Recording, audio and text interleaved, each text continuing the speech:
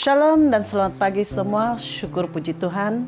Sekali lagi kita bertemu di ruangan ibadah online ini. Puji syukur karena sampai hari ini Tuhan masih memberikan kita kekuatan walau banyak hal yang menghalangi kita untuk beribadah secara bersemuka. Tetapi Tuhan itu luar biasa, kita masih ada ruangan di dalam ibadah online ini. Puji Tuhan. Sebelum kita memulakan ibadah pada pagi hari ini, marilah kita sama-sama mempersiapkan hati kita terlebih dahulu. Dan saya bawa doa untuk pagi hari ini. Mari kita tunduk kepala dan berdoa. Haleluya. Bapa kami yang di syurga, kami bersyukur Tuhan karena Engkau luar biasa menyertai kami. Dimanapun kami berada pada pagi hari ini, kami percaya dan yakin Tuhan menuntun kami. Kami serahkan ibadah online ini ke dalam tangan-Mu Bapa. Engkau sertai kami dari awal pertengahan sampai akhir. Kami serahkan ruangan ini. Engkau lindungi, tutup bungkus kami semua oleh darah Yesus. Di dalam nama Tuhan kami berdoa dan bersyukur. Haleluya, haleluya. Amin. Tanpa membuang masa, marilah kita mempersilakan tim pujian dan penyembahan daripada CCC Dongongon dipersilakan. Haleluya. Mari kita memuji Tuhan pada hari ini. Kami terima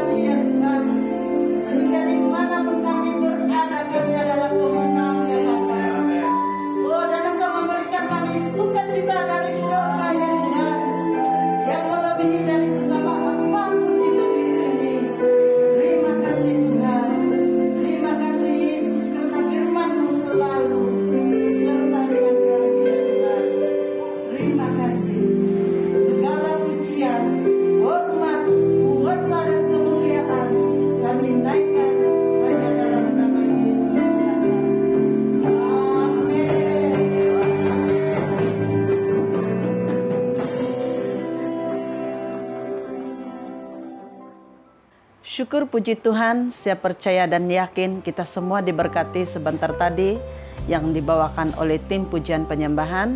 Dan untuk waktu ini kita terus masuk di dalam ruangan pengumuman kita untuk minggu ini.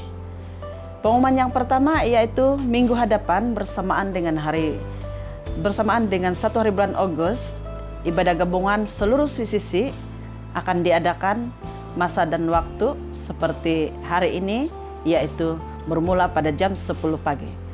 Untuk yang kedua, perjamuan kudus akan diadakan pada minggu hadapan. Oleh itu semua jemaat didorong untuk mempersiapkan hati masing-masing untuk mengikuti perjamuan kudus ini.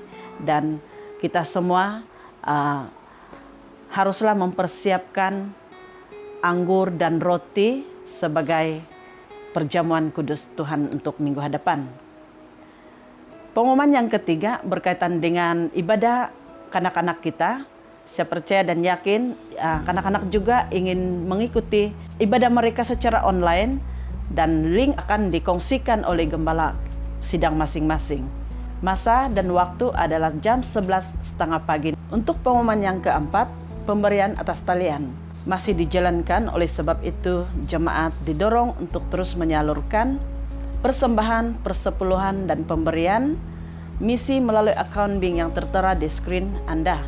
Bagi jemaat di Kota Kinabalu, sila salurkan persembahan Anda terus ke akun CCC. Manakala bagi jemaat yang outstation pula, sila salurkan persembahan Anda melalui akun sidang masing-masing. Jemaat juga diingatkan untuk terus menghantar bukti slip pembayaran kepada gembala sidang sebagai rekod dalam gereja. Saat ini marilah saya ajak seluruh jemaat agar sekali lagi kita mempersiapkan hati kita untuk menyambut firman Tuhan yang disampaikan oleh hambanya, yaitu Pastor Alfrida. Dipersilakan.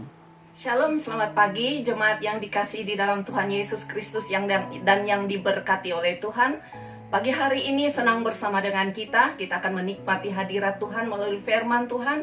Mari kita siapkan hati kita, dan sebelum kita membaca firman-Nya, mari kita berdoa. Ya Bapa Allah, di dalam nama Tuhan Yesus Kristus, Engkaulah firman yang hidup itu. Kami datang kepadamu dan membuka hati kami untuk Allah Roh Kudus menerangi hati dan pikiran kami. Buatlah kami mengerti akan kehendak-Mu melalui firman-Mu pada pagi hari ini. Ya Bapa, biarlah Engkau berbicara kepada kami sesuai dengan keperluan iman kami masing-masing. Karena kami tahu firman-Mu adalah jawaban atas setiap persoalan iman kami, persoalan hidup kami. Oleh karena itu ya Bapa, kami berdoa sehati di dalam nama Yesus. Kami menawan segala kuasa di udara, roh-roh di udara, dan suara-suara yang bukan daripada suara Tuhan. Kami menawan di dalam nama Yesus, dan kami bebaskan Engkau Tuhan berbicara bagi kami. Dan Bapa, dalam nama Yesus kami membuka hati dan kami siap pakai hamba-Mu untuk menjadi alat dan saluran berkat bagi hormat dan kemuliaan nama Tuhan. Hanya Engkau yang ditinggikan dan dimuliakan ya Bapa, supaya saat kami mendengar firman-Mu, berkat-Mu turun dicurahkan atas setiap kami, baik hamba-Mu maupun semua jemaat kami. Di dalam nama Tuhan Yesus Kristus, Tuhan dan Juru Selamat kami, semua yang percaya katakan amin. Jemaat dikasih dalam Tuhan, mari kita bersama-sama memperhatikan firman Tuhan kita yang terambil di dalam Injil Lukas pasalnya yang ke-17, ayatnya yang ke-11 hingga ayat yang ke-19. Firman Tuhan berbunyi demikian. Dalam perjalanannya ke Yerusalem, Yesus menyusur perbatasan Samaria dan Galilea.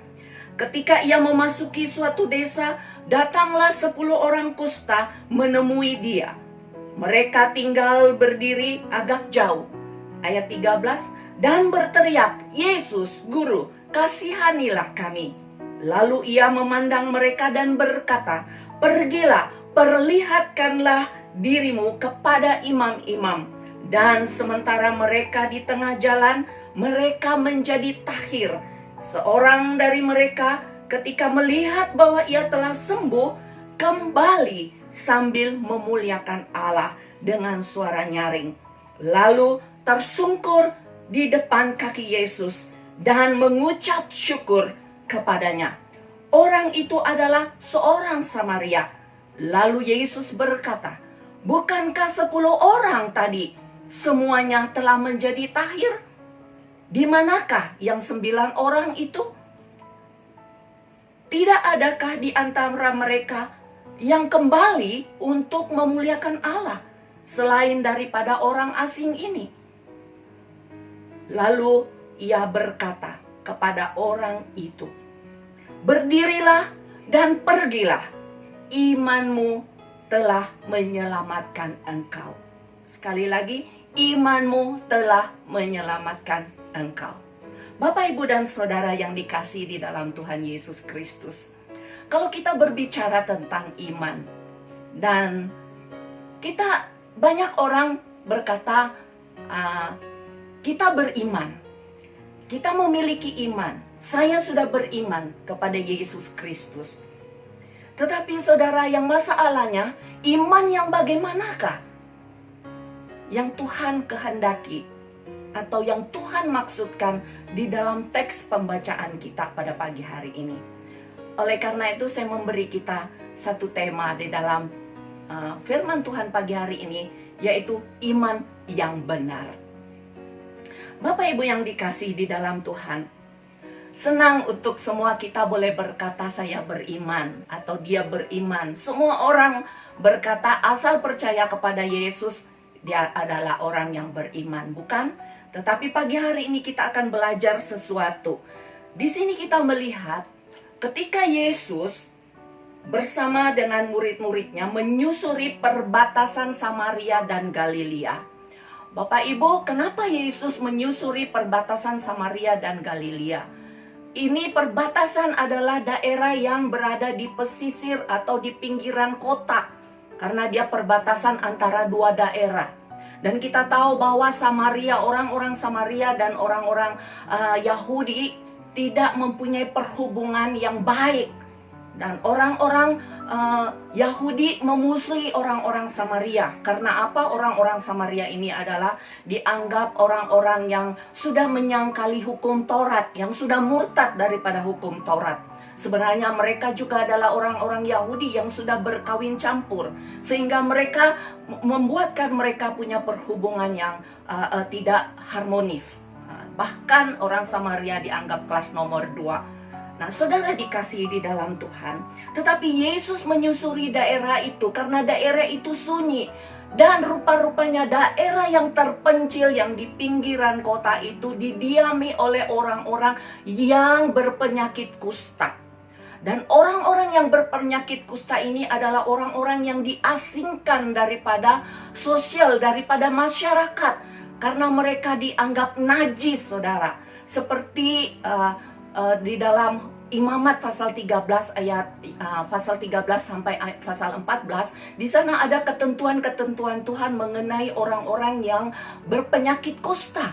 Mereka memang harus diasingkan dari lingkungan keluarga, dari lingkungan masyarakat. Mereka dibuang pulau, mereka di kuarantin istilah kita sekarang ini, tetapi dijauhkan daripada perkampungan itu, dan mereka berada jauh dari bandar atau pekan. Mereka berada di perbatasan. Nah, kalau kita tahu itu sangat terpencil sekali tempat mereka, dan mereka berkumpul di sana. Dan orang-orang kusta yang berkumpul di sana ini tercampur, baik orang Samaria maupun orang dari Galilea atau orang dari Yahudi. Orang Yahudi dan orang Samaria berkumpul di sana karena penyakit kusta. Nah, saudara dikasihi di dalam Tuhan, bagus juga kan kadang-kadang masalah boleh mempersatukan orang yang tidak ngam, boleh jadi ngam karena ada masalah yang sama. Nah, saudara dikasihi di dalam Tuhan, orang-orang kusta ini mereka adalah orang-orang yang najis. Dan mereka dikehendaki mengikut Imamat pasal 13 itu dikatakan bahwa orang-orang kusta ini, mereka hukum Tuhan pada waktu itu, mereka harus mengasingkan diri, mereka harus membiarkan rambut mereka terburai, terbiar, dan baju mereka harus memakai baju yang kuyak-kuyak. Dan penyakit ini begitu menjijikkan sehingga orang-orang kusta harus berteriak najis, najis untuk dirinya sendiri, saudara, supaya tidak ada orang yang mendekati mereka. Kalau kita selalu mengejek orang lain yang kita kata najis, tetapi ini tidak, dirinya sendiri. Si kusta itu sendiri yang harus berkata kepada dirinya najis, najis, supaya orang yang lewat di sana, limpas di sana, mereka harus menjauhi dia. Betapa kasihan orang-orang yang mengalami kusta ini, saudara. Mereka mengalami penderitaan secara fisikal, sebab penyakit kusta ini boleh memakan daging atau isi tubuh dia, lama-lama boleh berjatuhan dan lepas dari tubuh badan mereka, bahkan boleh membawa kematian atau maut. Nah, saudara dikasihi di dalam Tuhan, selain mereka mengalami penderitaan secara fisik ya, mereka juga menderita secara batin. Ya, mengapa mereka menderita secara batin? Sebab mereka jauh dari suami atau istri, mereka jauh dari anak-anak, mereka jauh dari orang-orang yang mereka kasihi. Mereka sangat terasing. Mereka sangat menderita secara batin, saudara. Itulah sebab pada waktu Yesus melewati perbatasan Galilea dan Yudea, Samaria dan Yudea, mereka berteriak karena Yesus jauh. Mereka berteriak, mereka katakan, "Guru, kasihanilah kami." Saudara, ini satu seruan penderitaan yang dahsyat dialami oleh seorang yang berteriak, "Kasihanilah kami." Ini menunjukkan satu penderitaan yang begitu berat. Nah, saudara dikasihi di dalam Tuhan Yesus Kristus, mereka ke-10 orang ini, ya, mereka percaya. Mereka percaya bahwa Yesus sanggup menyembuhkan mereka. Oleh karena itu mereka berteriak. Dan waktu Yesus mendengar, kita perhatikan, Yesus memiliki hati yang penuh belas kasihan, saudara. Waktu Yesus mendengar seruan mereka, Yesus datang. Ia memandang, dikatakan ayat 4, ia memandang mereka dan berteriak, "Pergilah, perlihatkanlah dirimu kepada imam-imam." Dan sementara mereka di tengah jalan, mereka menjadi tahir. Yesus memerintahkan mereka untuk pergi, saudara. Yesus tidak menjamah mereka pun. Yesus tidak menjanjikan kesembuhan apapun kepada mereka dalam bahagian ini. Kalau kita perhatikan, Yesus hanya berkata, "Pergilah, perlihatkanlah dirimu kepada imam-imam." Yesus tidak menjanjikan kesembuhan. Tetapi saudara, apa yang terjadi, saudara? Mereka ke-10 orang kusta ini adalah orang-orang yang penuh keyakinan dan kepercayaan atas apa yang diperintahkan Tuhan. Tanpa bertanya, mereka pergi. Mereka pergi.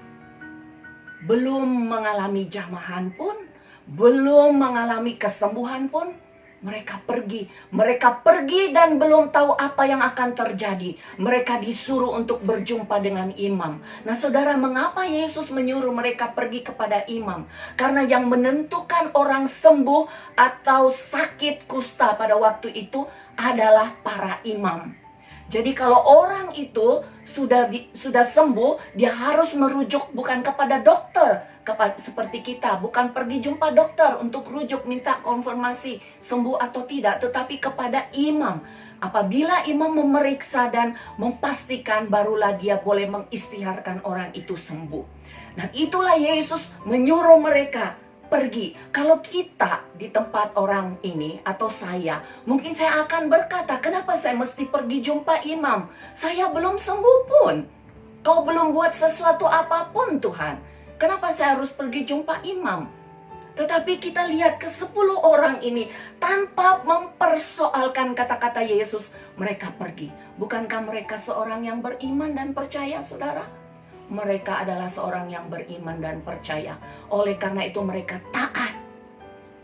Mereka taat, mereka beriman, mereka percaya, mereka taat.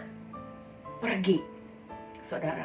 Nah, mereka taat dan di dalam perjalanan, perhatikan, di tengah jalan orang kusta, ke-10 orang kusta ini menjadi tahir dan sembuh. Saudara dikasih dalam Tuhan. Ketika mereka melakukan tindakan ketaatan, ketika proses ketaatan itu berjalan, Tuhan menjamah menyembuhkan dia. Saudara, berapa sering Tuhan menghendaki kita seperti ini di dalam bahagian ini. Mungkin bertahun-tahun kita bergumul dengan sesuatu perkara yang mungkin tidak nampak sesuatu, tetapi mungkin Tuhan mau menuntut satu ketaatan daripada kita. Kita lihat di dalam proses ketaatan, di dalam proses mereka pergi kepada imam itu, di tengah jalan mereka mengalami mujizat Tuhan. Berapa sering kita mungkin Tuhan menghendaki kita untuk melakukan ketaatan kepada Tuhan, untuk melihat mujizat dan kesembuhan daripada Tuhan. Saudara, kita perlu melakukan proses ketaatan untuk memperoleh jawaban Tuhan atas persoalan kita. Dalam bahagian ini, dalam teks ini, Tuhan bekerja menyembuhkan pada saat mereka sedang dalam proses ketaatan. Jemaat yang dikasihi dalam Tuhan, perhatikan seterusnya ayat yang ke-15 dan yang ke-16. Apa yang terjadi setelah mereka menerima kesembuhan daripada Tuhan? Nah, di sini persoalannya. Setelah mereka disembuhkan oleh Tuhan, disinilah letak persoalannya. Saudara, dari ke-10 orang itu, hanya satu saja yang kembali kepada Yesus. Nah, inilah persoalan dalam iman ke-10 orang ini. Iman mereka teruji. Iman mereka nampak apabila mereka telah mendapat jawaban dari setiap persoalan mereka. Saudara, iman kita juga demikian. Mungkin waktu kita masih dalam persoalan dan masalah, kita boleh berteriak meminta tolong kepada Tuhan, meminta belas kasihan daripada Tuhan. Tetapi persoalannya seringkali terjadi di sini. Apabila Tuhan sudah memberkati kita, apabila Tuhan sudah menjawab doa kita, apabila Tuhan sudah melakukan mujizatnya di dalam hidup kita, disinilah persoalan yang menentukan di manakah iman kita sebenarnya, saudara. Perhatikan, satu orang ini yaitu orang Samaria. Dia kembali kepada Tuhan setelah dia melihat tubuhnya sudah pulih. Dia kembali setelah dia menerima apa yang dia harapkan Tuhan lakukan. Dia kembali kepada Tuhan. Dia kembali, dikatakan ayat 19, sambil memuliakan Tuhan. Perhatikan, iman yang benar, yang bagaimanakah yang Tuhan mau kita belajar daripada firman Tuhan pada pagi hari ini. Yang pertama, iman orang Samaria ini terfokus kepada Yesus. Yang pertama, iman yang benar adalah iman yang terfokus kepada Yesus. Apabila telah menerima jawaban atas semuanya, dia kembali kepada Tuhan. Dia tahu kemana dia harus pergi, saudara. Dia pergi memuliakan Allah dengan suara nyaring, saudara. Luar biasa. Suara nyaring seperti waktu dia berteriak minta kesembuhan. Suara yang sama berteriak waktu dia minta pertolongan dan belas kasihan Tuhan. Saudara, bagaimana kita?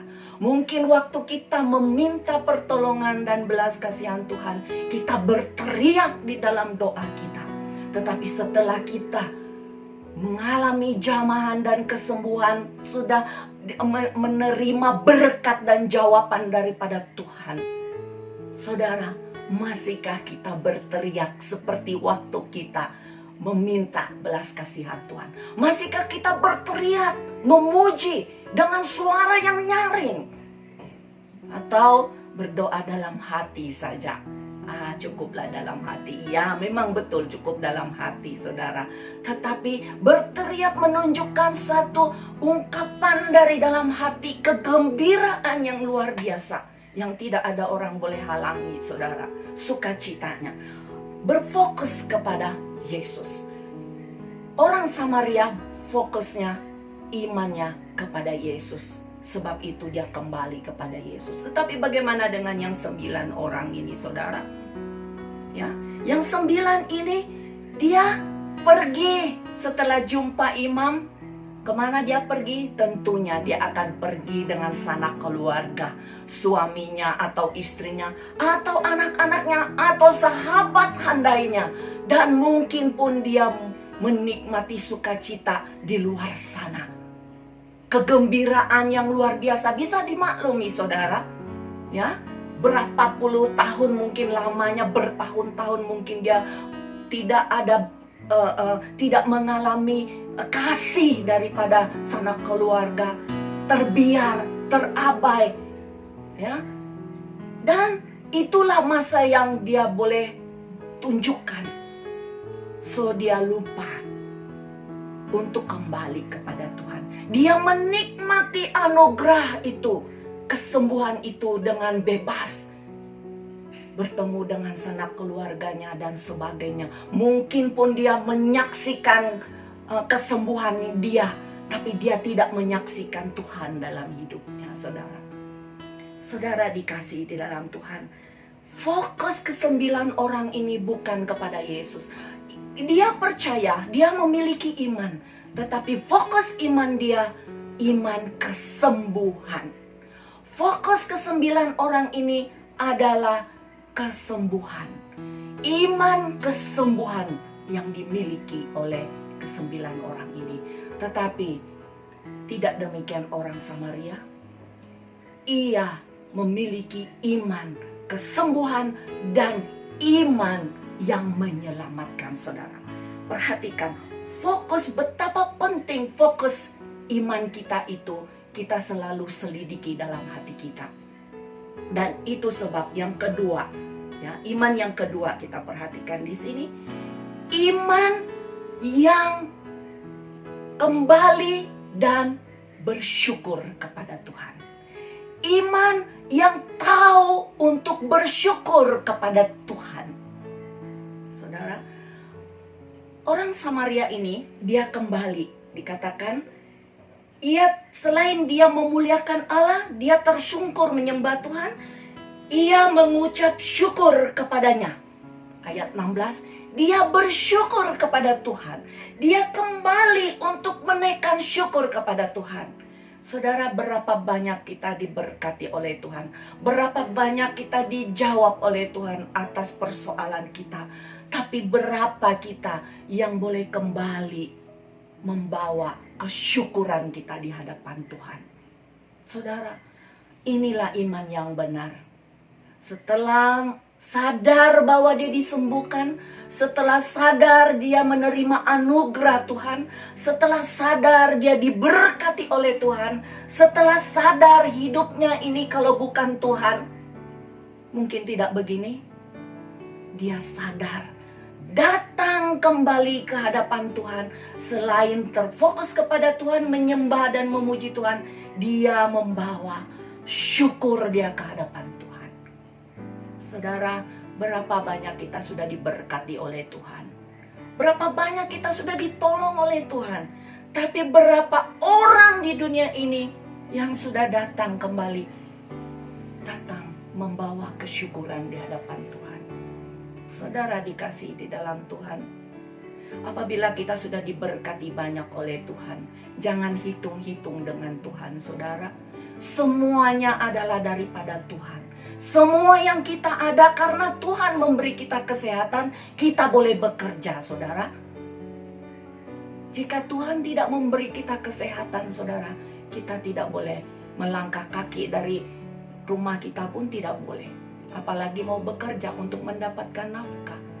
Bagi kita yang diberkati Tuhan, ya, jangan pernah lupa kembali kepada Tuhan dan kembalikan apa yang menjadi milik Tuhan sebagai tanda kesyukuran kita di hadapan Tuhan. Inilah iman yang benar, tahu untuk bersyukur kepada Tuhan. Yang ketiga, iman yang membawa keselamatan. Ayatnya yang ke-19, Yesus berkata kepada orang Samaria, "Berdirilah dan pergilah, imanmu telah menyelamatkan engkau." Yesus berkata, iman orang Samaria ini yang kembali datang bersyukur, memberikan kemuliaan penyembahan hanya bagi Yesus. Yesus menjadi fokus hidupnya. Itulah iman yang telah menyelamatkan dia. Saudara, dia mendapat mujizat kesembuhan. Dia juga memperoleh keselamatan yang kekal di dalam Tuhan. Saudara yang dikasihi di dalam Tuhan Yesus Kristus, iman yang benar. Iman yang benar bukan hanya sekedar taat kepada Tuhan. Bukan hanya sekedar melakukan perintah Tuhan, tetapi beriman yang benar memiliki satu hubungan yang baik dengan Tuhan. Memiliki satu perhubungan pribadi dengan Tuhan. Iman yang benar adalah iman yang tahu untuk bersyukur dan berterima kasih kepada Tuhan. Iman yang benar memiliki keselamatan di dalam Tuhan. Sungguh luar biasa, saudara.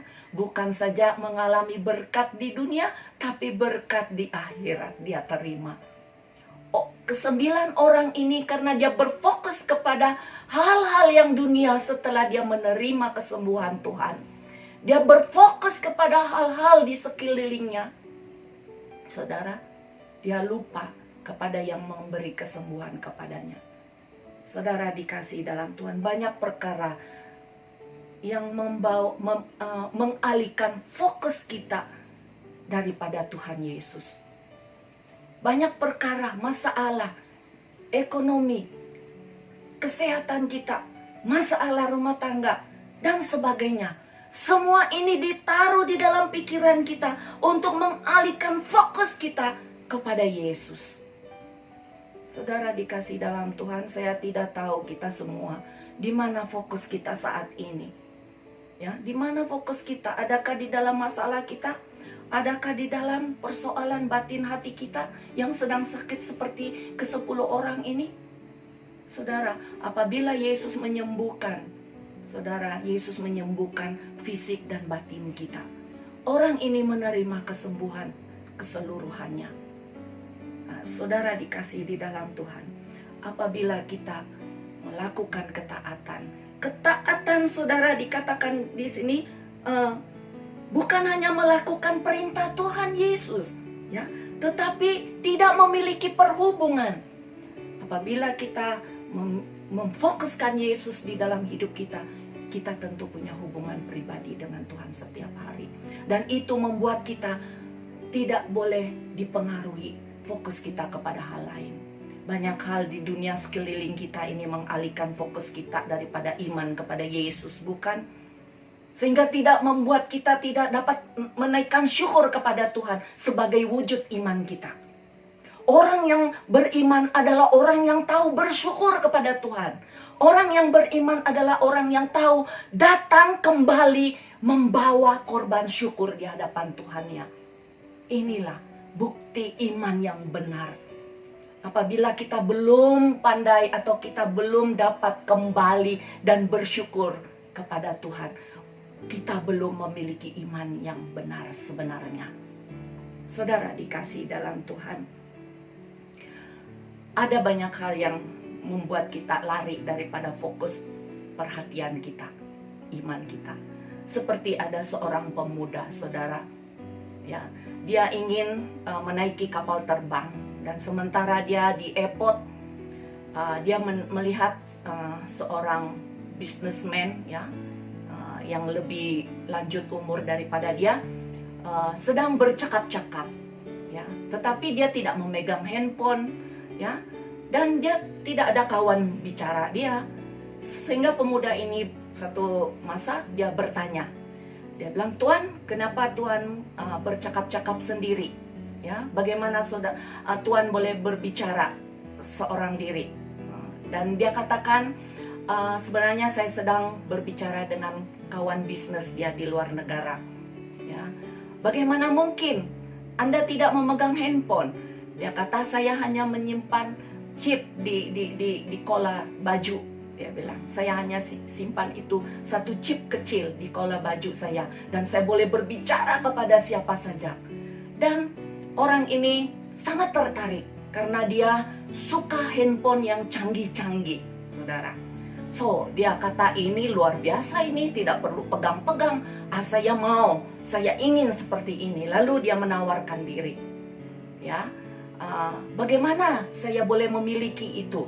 Lalu ini tuan ini katakan, sekarang pun kamu boleh, sebab syarikat kami sedang mempromosi ini benda. Dia kata, oke, saya mau, berapa? Dia kata, ini tuan, saya beri kau, ini percuma untuk kau, dia kata. Dan dengan gembira dia ambil itu handphone saudara, dan dilekat di dalam di bajunya. Oke, dia bilang ini untuk kau pasang.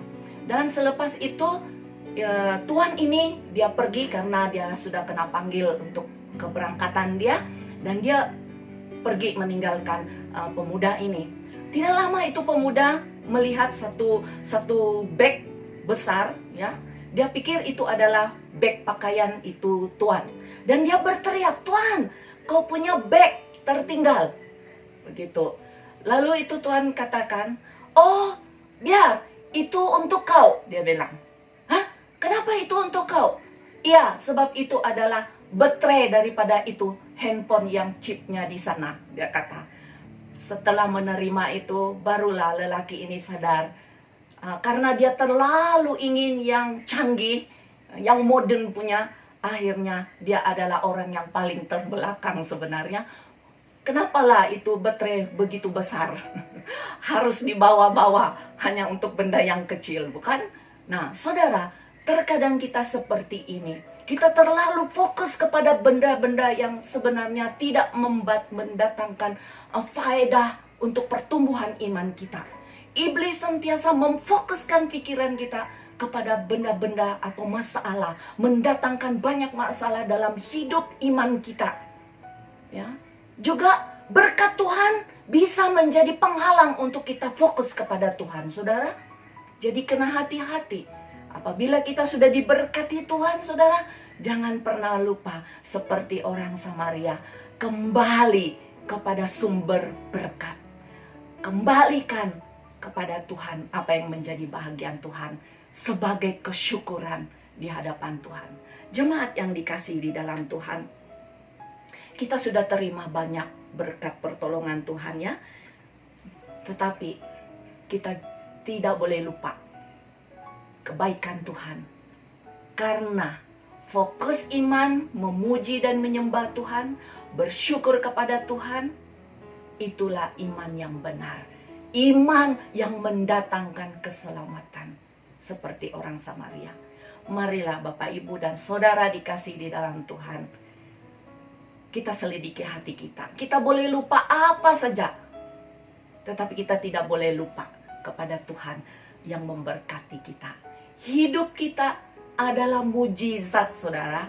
Kita boleh hidup tiap hari, itu adalah mujizat dan anugerah Tuhan yang patut kita syukuri. Oleh karena itu, patut dan layak kita untuk bersyukur setiap saat kepada Tuhan. Mungkin kita kurang bersyukur, mungkin kita lupa untuk berterima kasih kepada Tuhan karena kita seronok menikmati kenikmatan dunia. Kita seronok menikmati berkat Tuhan, tapi kita lupa untuk datang menyembah kepada Tuhan. Kita lupa datang kepada Tuhan dan bersyukur, membawa korban syukur kita ke hadapan Tuhan. Jemaat yang dikasih dalam Tuhan, terpuji nama Tuhan. Marilah kita perbaharui batin, roh, dan jiwa kita, karena Dia, Yesus, adalah Tuhan yang menjanjikan keselamatan bagi kita. Tuhan tidak pernah janji kesembuhan, tetapi apabila kita taat, apabila kita melakukan kehendak-Nya, Tuhan akan melakukan kehendak-Nya bagi kita. Amin. Tuhan memberkati. Mari kita berdoa. Bapa, dalam nama Tuhan Yesus, terima kasih Bapa untuk kebenaran firman-Mu. Bapa, jika Engkau menyelidiki hati kami pada pagi hari ini, dan kami menyadari Bapa, berapa sering kami seperti ke-9 orang kusta ini, yang sudah banyak menerima berkat dan pertolongan Tuhan. Tetapi kami tidak tahu bersyukur kepadamu Tuhan. Kami tidak tahu datang dan kembali menyembah dan bersujud kepadamu, memuliakan Engkau Tuhan.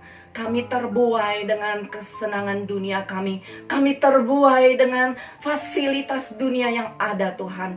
Tetapi pagi ini Bapa, kami sadar, Engkau sadarkan kami, dan kami memperbaharuinya Bapa. Terima kasih, berkati kami, berkati keluarga-keluarga yang mendengarkan firman Tuhan pada pagi hari ini Tuhan. Mungkin mereka sedang dalam satu pergumulan yang berat Tuhan Yesus. Firman-Mu pagi ini biarlah menguatkan mereka, menguatkan iman mereka. Biarlah mereka menjadi pribadi-pribadi yang memiliki iman yang benar. Bukan hanya mengharapkan kesembuhan. Bukan hanya mengharapkan Tuhan memberkati. Bukan hanya mengharapkan Tuhan melakukan mujizat dalam hidupnya. Tetapi mengharapkan Tuhan melakukan apa yang patut kami lakukan sebagai orang yang beriman kepada Engkau. Mungkin kami lupa Tuhan. Tetapi pagi ini Tuhan mengingatkan bahwa sebagai orang yang memiliki iman yang benar di dalam Engkau, sudah sepatutnya Engkau menjadi pusat, menjadi sentral kehidupan kami, sudah menjadi pusat ucapan syukur kami Tuhan. Kami mau datang kepadamu Tuhan. Terima kasih Engkau sudah menyelidiki hati kami. Dan biarlah Bapa Roh-Mu terus bekerja di hati kami. Biarlah yang lemah, yang sakit Tuhan, Engkau bekerja sesuai dengan kehendak-Mu. Sembuhkanlah mereka. Sembuhkan yang sakit, yang berbeban berat, Engkau beri kelegaan di dalam nama Yesus. Dan biarlah Bapa, Engkau bekerja sesuai dengan kehendak-Mu. Jika kehendak-Mu kami sembuh, maka sembuhlah kami Tuhan. Jika kehendak-Mu memberkati ekonomi, keperluan hidup kami, Engkau buka jalan bagi kami. Terima kasih Bapa. Terpuji nama Tuhan Yesus Kristus, Allah yang kekal. Biar damai sejahtera Allah terima untuk kita semua. Jemaat yang saya kasih di dalam nama Tuhan Yesus Kristus, arahkan hatimu kepada Tuhan dan jalanilah hidupmu yang penuh cabaran dan tantangan pagi ini, dan terima berkat Tuhan. Mari tanda tangan dan terima berkat Tuhan. Tuhan memberkati engkau dan melindungi engkau. Tuhan menyinari engkau dengan darahnya, dan Tuhan menolong engkau dengan pertolongan Roh-Nya yang kudus. Di dalam nama Tuhan Yesus Kristus, Tuhan dan Juru Selamat kami sudah berdoa. Yang percaya katakan, amin. Selamat hari Minggu, Tuhan memberkati. Puji Tuhan untuk firman Tuhan sebentar tadi. Saya percaya dan yakin kita semua diberkati oleh firman Tuhan. Haleluya. Maka dengan itu berakhirlah ibadah kita pada pagi hari ini. Dan saya akan akhiri dengan satu kata-kata semangat ataupun kata-kata dorongan, yaitu kuatkanlah dan teguhkanlah hatimu, hai semua orang yang berharap kepada Tuhan. Mazmur 31 ayat 24. Puji Tuhan dan Tuhan memberkati. Amin.